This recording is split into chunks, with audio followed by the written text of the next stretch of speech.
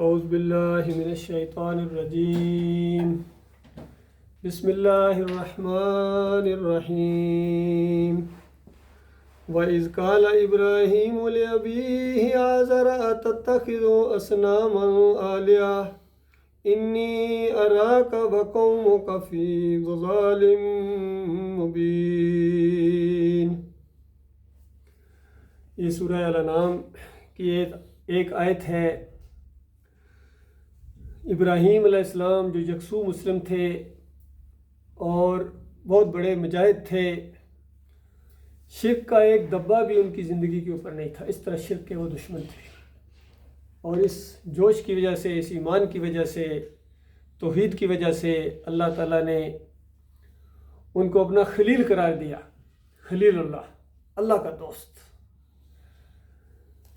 یہاں ان کا ذکر ہے جب انہوں نے اپنے والد آزر کو ایمان کی دعوت دی، کیونکہ ایمان کی دعوت گھر سے اٹھنی چاہیے۔ پہلے اپنے آپ کے سامنے دعوت رکھیں، جب آپ نے سنی ہے اس کو پورے شعور کے ساتھ قبول کریں، پھر اپنے گھر والوں کو بتائیں، کیونکہ یہ خیر خواہی کا ایک پیغام ہے۔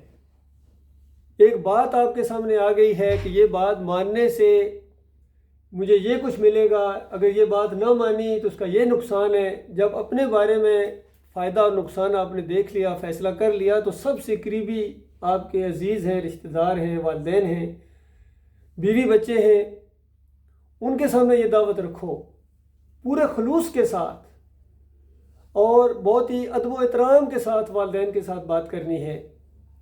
تو یہاں ابراہیم علیہ السلام کی دعوت کا ایک نمونہ پیش کیا گیا ہے۔ مشرکین مکہ کو بتایا گیا کہ یہ دین کوئی وراثتی دین نہیں ہے، جس طرح وراثت آگے چل پڑتی ہے تو یہ بھی کوئی آگے چل پڑے، یہ وہ دین ہے ہی نہیں ہے۔ ہر انسان اللہ کے ہاں ایک حیثیت رکھتا ہے۔ یہ جو رشتے اللہ تعالیٰ نے بنائے ہیں، کسی کو باپ کسی کو بیٹا بنا دیا، کہ کوئی بھائی آپس میں بن گئے، کوئی بہن ہے، کوئی خالہ ہے، چچا ہے، ماموں ہے، یہ دنیا کا ایک نظام چلانے کے لیے۔ اور اس زندگی کے بعد جو دوسری زندگی آئے گی، یہ سارے رشتے ختم ہو جائیں گے، اور وہ رشتے قائم رہیں گے جو ایمان کی بنیاد کے اوپر یہاں دنیا میں بنے ہیں، وہ قائم رہیں گے اسی طریقے سے، بلکہ ان کے اندر ایک نکھار آ جائے گا۔ سورہ مریم کے اندر تو اس انداز سے ہے کہ اللہ تعالیٰ مومنوں کی آپس میں محبت اتنی تیز کر دے گا، اتنی زیادہ کر دے گا، یعنی جو دنیا میں آپ دوست آپس میں محبت کرتے ہیں، رشتہ دار آپس میں محبت کرتے ہیں، بہن بھائی آپس میں محبت کرتے ہیں، آپ والدین سے محبت کرتے ہیں، والدین بچوں سے محبت کرتے ہیں، یہ تو اس ایک رحمت کا حصہ ہے۔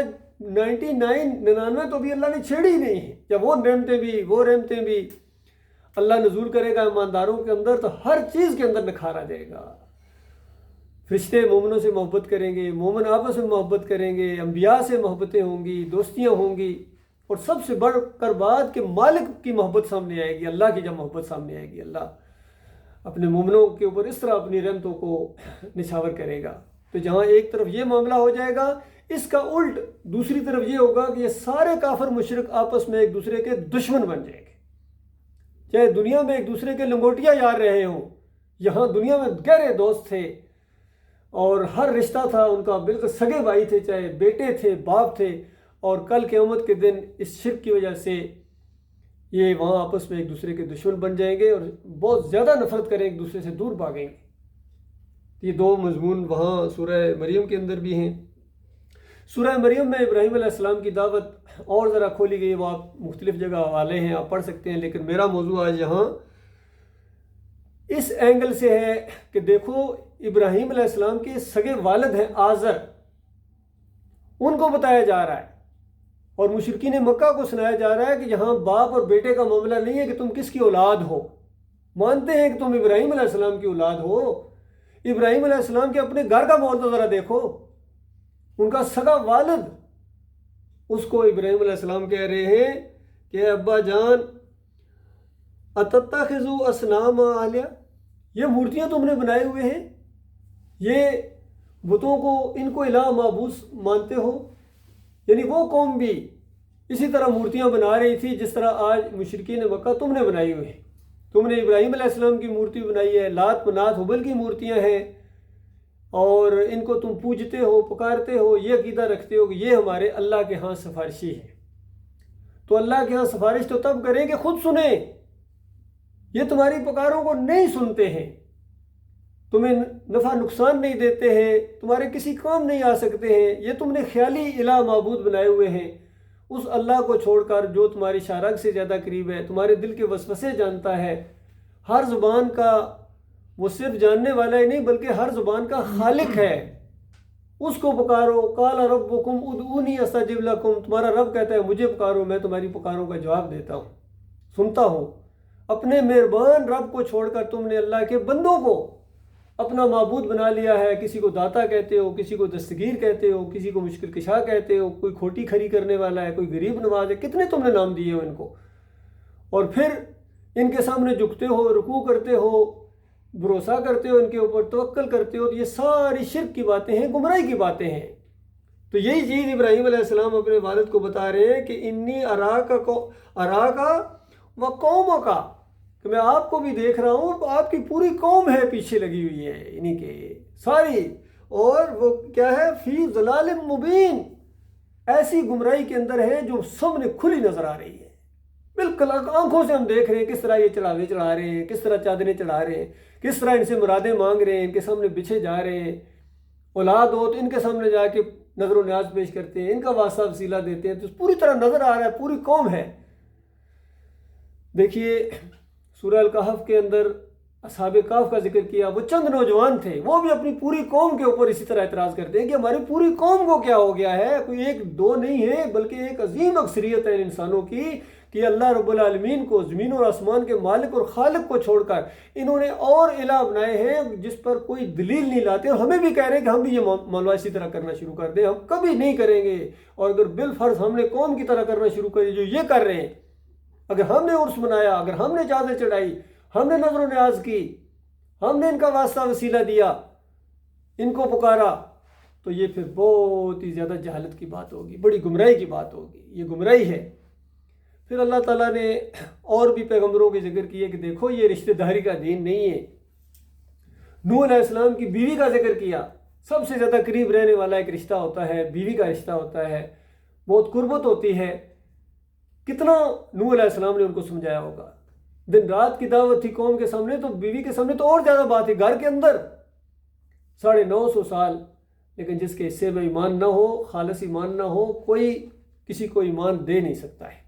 خود ان کا اپنا بیٹا، سگا بیٹا، یہاں ابراہیم علیہ السلام کے والد کا ذکر کیا، وہاں سگے بیٹے کا ذکر کیا کہ سگا بیٹا ہے، وہ بھی 5 تن پاک کا پجاری ہے، وز، سوا، یوس اور یوک اور نصر کو پکارتا ہے، اور کہتا ہے کہ میں ادھر نہیں آتا ہوں۔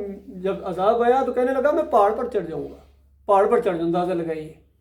نوح علیہ السلام نے کہا آج پہاڑ نہیں بچائے گا، پہاڑ تو ڈوبے گا، آج تو صرف وہ بچے گا جس پر میرا مالک رحم کرے گا، اور رحم اللہ تعالیٰ نے شرک کرنے والوں کے اوپر حرام کر دیا ہے۔ انہ من یشرک باللہ فقد حرم اللہ علیہ الجنہ ومأواہ النار وما للظالمین من انصار، جس نے بھی شرک کیا اللہ کے ساتھ اور اس پر مر گیا، توبہ نہیں کیا زندگی کے اندر، زندگی میں توبہ کر لے تو اللہ تعالیٰ پہاڑوں جیسے گناہ بھی معاف کر دے گا۔ شرک سب سے بڑا گناہ ہے، ان الشرک لظلم عظیم، یہ شرک بہت بڑا ظلم ہے۔ شتمہ ابن آدم کہیں بتایا گیا کہ آدم کا بچہ گالی دیتا ہے اپنے مالک اور خالق کو جب شرک کرتا ہے، اس کی توہین کرتا ہے، اس کو چھوڑ کر کسی اور کو پکارتا ہے، کسی اور کی نظر و نیاز کرتا ہے۔ اور ظلم پر ظلم یہ ہے کہ جب انبیاء کو پوجا جائے، پکارا جائے جو شرک کے دشمن گزرے ہیں، تو مشرکین مکہ کو بتایا گیا کچھ ہوش ہے ابراہیم علیہ السلام کیسے تھے۔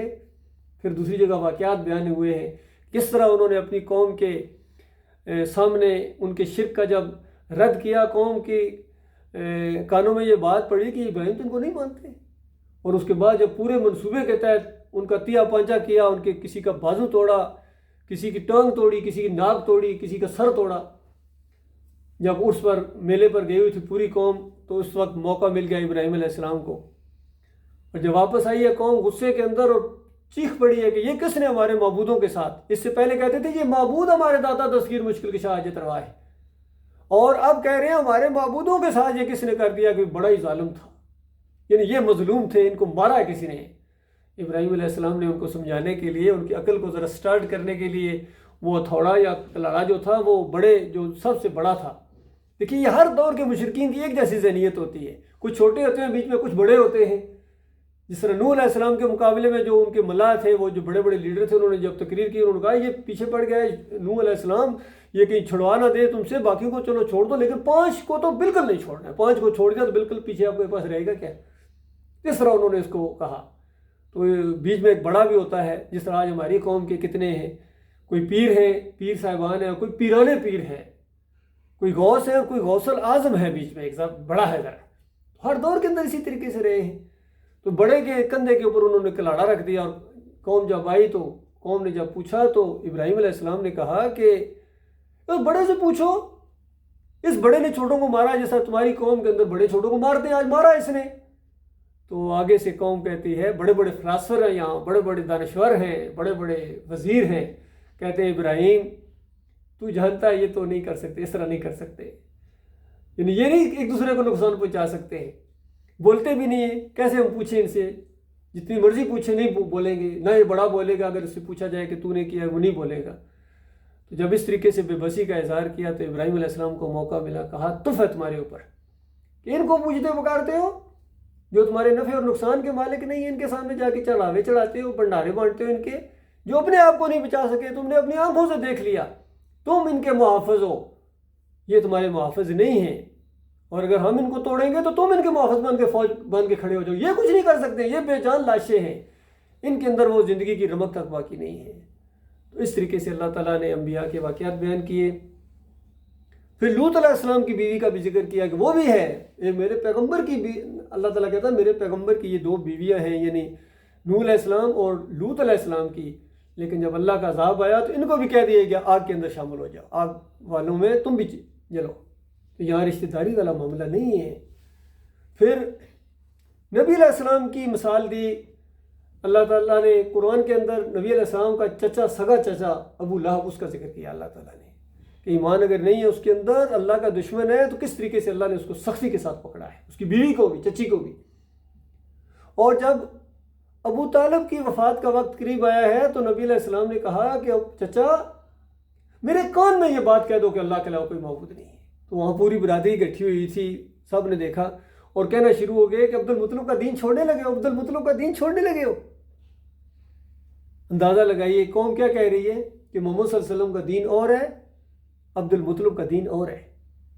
وہ تو اس ماحول کے اندر تھے.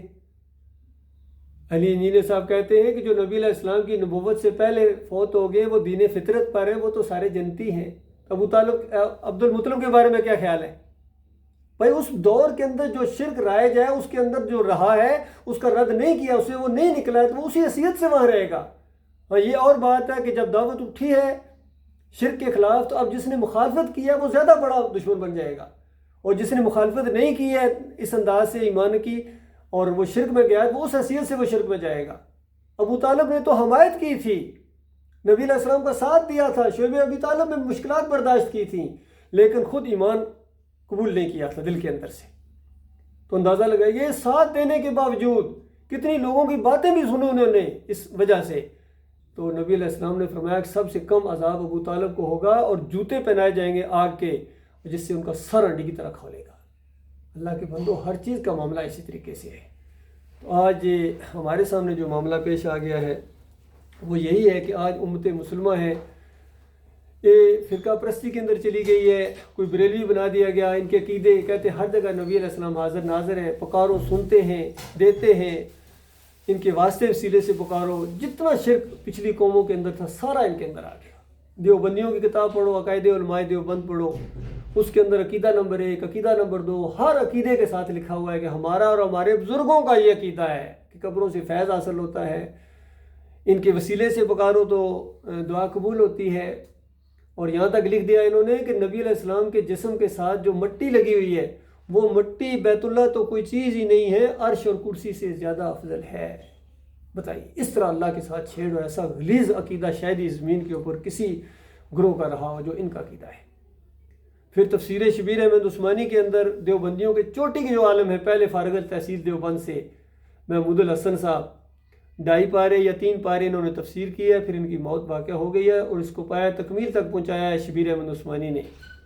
اور اس کے اندر جو پہلی کڑاکے کی توحید کی آیت آتی ہے ایاک نعبد و ایاک نستعین، اس کو انہوں نے شرک کے اندر بدلی کر دیا اور حاشیہ چڑھایا اور کہا کہ اس آیت شریفہ سے معلوم ہوا کہ عبادت تو صرف اللہ ہی کی ہے اور مدد استعانت بھی صرف اللہ سے ہے، لیکن مقبول بندوں کو، پیاروں کو، لاڈلوں کو خالص واسطہ رحمت الہی سمجھ کر اگر غیر مستقل جانتے ہوئے ان کو بھی پکارا جائے تو یہ بھی اللہ ہی کو پکارنا ہے۔ ساری توحید ختم اور شرک کا دروازہ کھول دیا انہوں نے۔ بتاؤ، اللہ کے بندوں کو پکارنا، پیاروں کو پکارنا، یہ اللہ کو پکارنا کس طرح ہو گیا؟ اتنا دماغ نہیں کام کرتا ہے؟ تو مشرکین مکہ بھی تو پیاروں کو پکارتے تھے۔ نوح علیہ السلام کی قوم 950 سال جن کو دعوت دی جاتی رہی ہے، وہ کس پیاروں کو تو پکارتے تھے۔ پیاروں کو پکارنا نہیں ہے، پیاروں کے راستے پر چلنا ہے، پیاروں کے طریقے پر چلنا ہے، انبیاء کے طریقے پر چلنا ہے۔ نوح علیہ السلام کا طریقہ قرآن میں بیان ہوا ہے، ایوب علیہ السلام کا دیکھیے کتنا طریقہ بیان ہوا ہے، کتنی شدید بیماری کے اندر آزمائش کی ہے اللہ تعالیٰ نے، اور کس طرح صبر کیا ہے۔ اور اللہ تعالیٰ نے بیان کیا کہ نعم العبد، میرا بہترین بندہ تھا صبر کرنے والا۔ تو اچھے حالات آئیں شکر کیا جائے، برے حالات آئیں صبر کیا جائے، یہ انبیاء کا طریقہ ہے۔ ابراہیم علیہ السلام نے کس طرح دعوت دی تھی؟ اپنے والد کو دعوت دی ہے۔